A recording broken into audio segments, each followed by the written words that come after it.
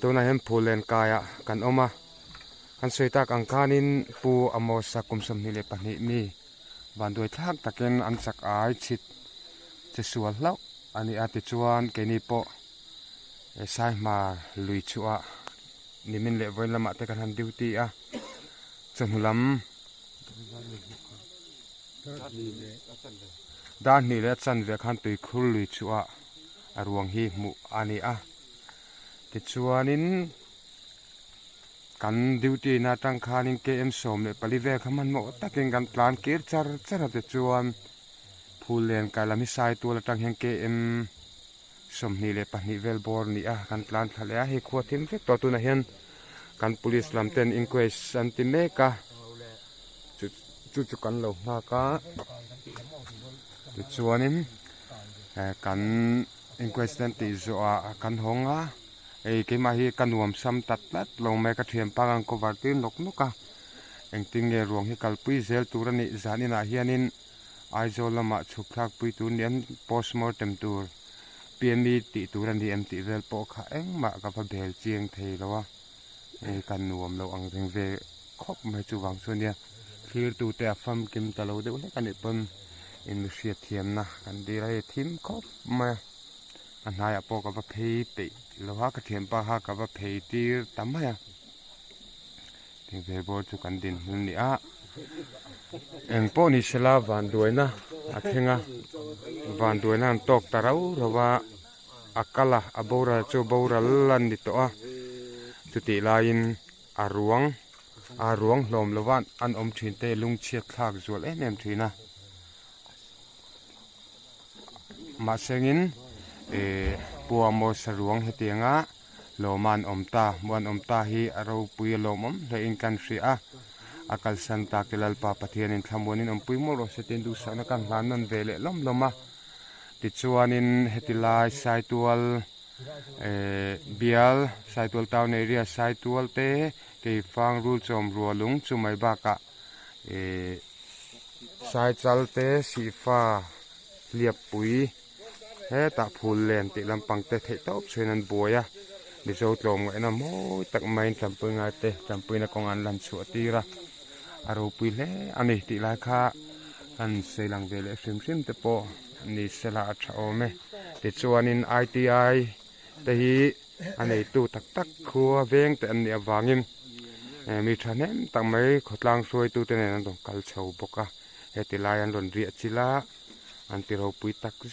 zet ani ti chuanin he puamo sa ruang zon chungchang a hian ruang zon chungchang a hianin hemi tlaivara hanzong te khateng chi khan oma an duty te an ti ro pui lemet olet ti chung kan sei du chu hetia ruang mu ani hianin ruang mu ani vele hian botin an ron zual ko an plan chawa an in fil senok noka ti chuanin signal te omlo van phone signal lam hi ti chuanin bot pangin ruang hi heta phulen kailama hian lak thak le ani tani ti chuanin channel thir tu te tuna hianin phulen kaya kan om me kani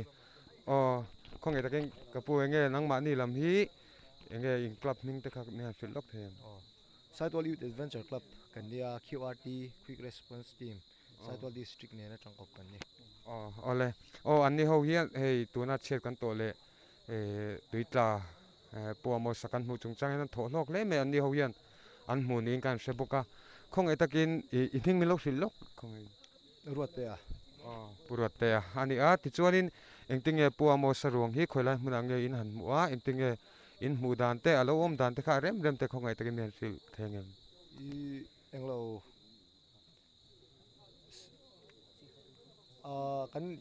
kan chhuat tan hi tivol pam atang kanin len thlak ti ta rubber long pani in chuan kan chuk thazela sifa tuikhur anti atangin kilometer khat chuang hi kan tol thalea chuta chuanin sira hian nol lo om hi oma chuta chuan dapila antia khlai hmuna khanin kanwa dapa chuta chuanin kan va mu ani ani khami kha dar za vel tak mai mu dar ni le minute som pare tania tin kan zinga hianin QRT le YSC lam chen ni lovin ke fang lama tui thiam tepon miron joy oma hei ani hi a zong tak tak tu ber te chun ni ma zo kang tunge pu la te pani le pu thanga te nen ti khan mi som vel kha kan chukani ani chu in chung hula khan engtinge alo tang nge aron langa kha in muin zui tui chu nga khanin alo tang khu ta tui chu han tila thu de wa ni lawa ama ro chu tui chunglang kha chu aron thleng phalawa tui chunglang atang fit khat ve langa khan alu chu oma ti khan mau kara lo tang ani ber chu in lak chu kha hau taken hau tak lu tuk love shui nen khan ti khan kanin ling chuaka bladder ang chi plastic buoyancy khami kha oma khami kha shui ne kan thlonga khami kha chumi mang chuan kan la chuak ani hun toy te kan lak bele lok nga khongai taken ti khan in juk muta a theitop chu khan in tia ama kha engtinge hei tuita kan se te chu thuam in tel lo te kan mu dan phone ya ta khan in thuam te lo la in belem khala kha han seilan chi nim le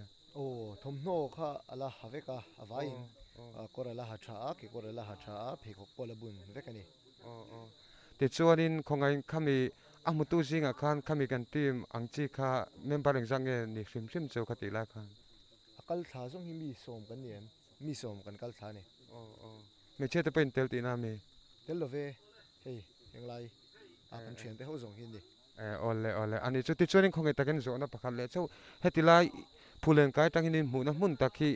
eng angvela hlang ela ni angle ala hla da ni le chan ve la garon chuak thla a dali vela helai garon thleng dali le minute soma heti lai garon thleng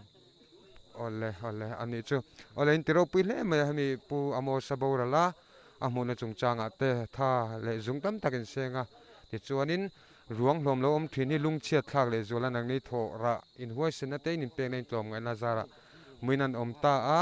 in pek na zonga room le YouTube channel chuan thinlung takin in chunga lom thu kan sei ve ni keni bo kan lo me kan lo me ka comment to lo meng ngarong phoi phot do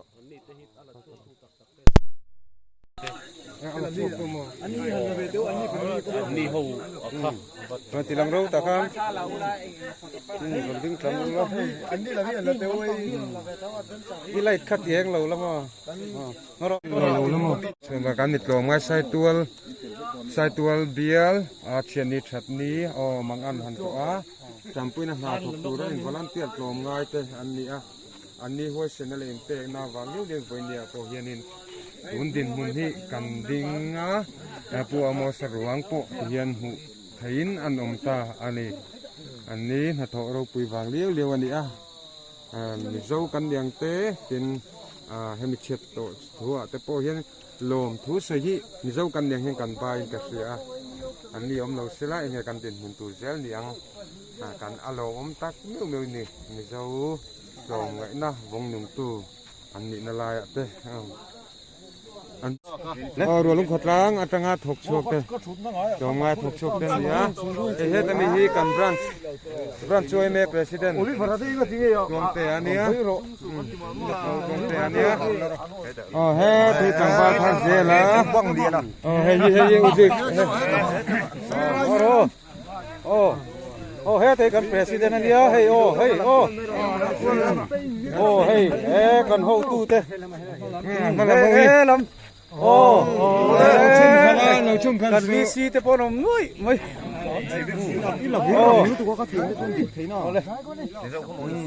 hậu hi kan ve ka tanga ruang zong te tui lu char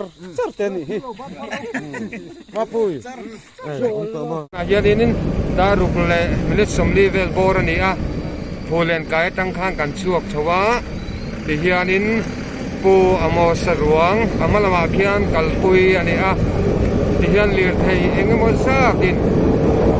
sai tual khopui keifan khopui tanpan me kani tihianin ama uye mem chungte tin ama ruang kan hu le ta ka wanga lom tak chungin pu amo saruang hi tihian kan suya khita dil khana te lir thei then khaten min lo la muak boka lir thei in sui hi tam deuh hle ka wangin pu amo sa ruang an da na hi kan lat deuh hleka chuwang chana ma hi kan han lalang khalowa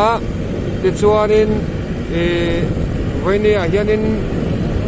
report duanga chip chiar pon kanan siam man lawa achan chu zan pathim hnuai te lo ni vei zel bok net ke tu te in mi hriat thiam na te po kan deal ni ta sela thang ti chuanin zanin a hianin anin lam program te tin postmortem turani mt lampang po hi kan chian zui man kher lo mai thaya thang te kan lo ti han ta lo ni pon kher tu te in mi hriat thiam na kan deal te po ni sela a tha ome ti hianin pu amo sa ruang chu mi tom ngai tak tak mi zo nun dom mai na moi takalan chua te tu ten ruang hu mai du tok lovin ama kan uya kan su na kan sani ilan tinan yan lir thei tam takin kain suya sai tual district kan district commissioner te tin kan sub headquarter UIMA te tin joint UIMA joint BC kan ti te so mai ba ka sub headquarter MHPOB ti te yang ho te tin ko sang sang BC UIMA suai tu te UIMA member sang ten ya hian song na kan thukin ama hi kan su na kan uya ni ti kan lan tir ani a ole ti hi atana kan tan thei chun chu ni a thei chun ni sela nu na te chel dina ko ki thei chun ni se thei top chu hi ke ni ni zo tlangwal ta hian kan huwa me mani ma se kim chunga hian pathianin hun bi arwat thina chu hun bi ruat chu tu mai na ti danglam thei ani lo wangin tun tuma hian ke ni po hian ui tak chungin bua mo sakan thaliam lo thei lova akal santa ka chung te zong zong lalpa pathianin khamuan selan mit tui ta te thukul sak mor ro se ti in du sak na sang ber kan hlan ti sela thange tuna hianin sai tual kan lutana lo mo komin puana lo tuam tumte anom mela mila hi si fa peng bul zo kan ni e mun ni kan hai pal lo ni e puani an lo tuama si fa lampang an ni melin kan sia a hlat deuh hlek awangin an sei dot thei lova tuna hianin puani an lo tuam an ni mele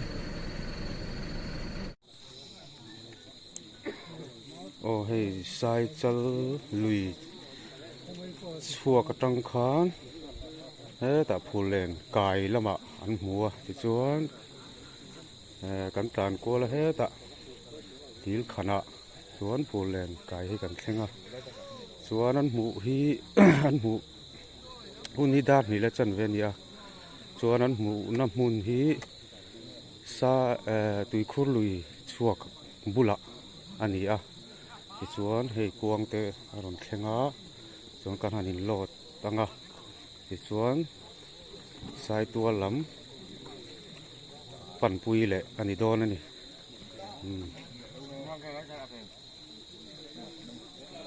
lam hi tui vol lam hei hi phul len kai ani hian kan in hlang zawanga kan chuak le mai don ani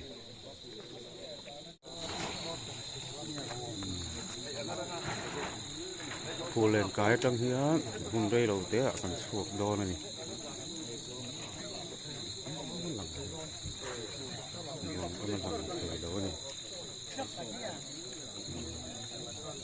dengan polis dia non tengah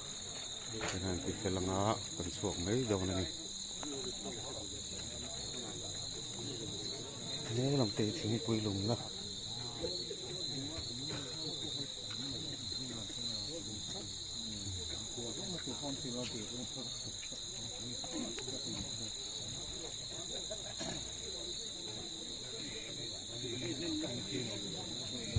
dengan polis dia non tengah yan ana ti sa turang ang ten ti sela nga sunod dai lo te kan suak do na ni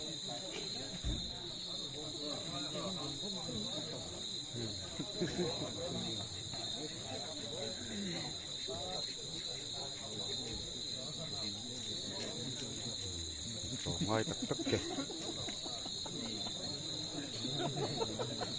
sổ mấy cái phọc ống khóc mấy mình dâu nên uống khóc mấy